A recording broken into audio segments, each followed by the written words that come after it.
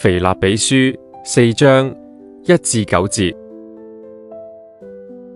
我所親愛、所想念的弟兄們，你們就是我的喜樂，我的冠冕。我親愛的弟兄，你們應當靠主站立得穩。我勸有阿爹和循都基要在主裏同心，我也求你這真實同負一軛的，幫助這兩個女人，因為他們在福音上曾與我一同勞苦。還有革利免，並其餘和我一同做工的，他們的名字都在生命冊上。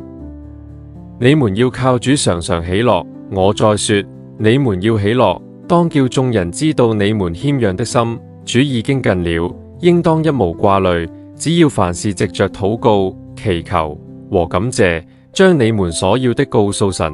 神所賜出人意外的平安，必在基督耶穌裏保守你們的心懷意念。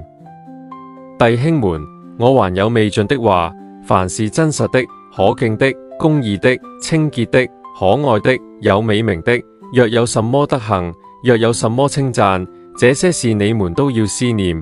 你們在我身上所學習的、所領受的、所聽見的、所看見的，這些事你們都要去行。賜平安的神就必與你們同在。